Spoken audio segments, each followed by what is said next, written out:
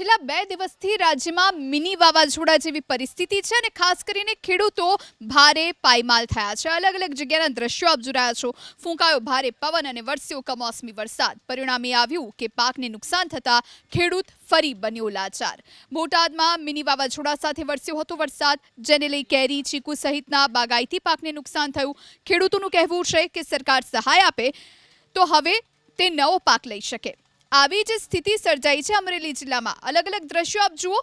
Jetalpur APMC, Sanand APMC અને અમદાવાદની આ અલગ અલગ જગ્યાઓની એપીએમસીના દ્રશ્યો છે કે જ્યાં ખુલ્લામાં રાખેલો ખેડૂતોનો જે પાક હતો, જે જણસ હતી, એ આ કમોસમી વરસાદે પલાળી દીધી છે, જેના કારણે વેપારીઓને ભારે નુકસાન થયું છે, ખેડૂતોને પણ ભારે નુકસાન। આ તરફ સુરતના ઓલપાડ, સુરતના કુંભારી અને સુરતના જ હાથીસા એપીએમસીના પણ દ્રશ્યો આપ જોઈ રહ્યા છો।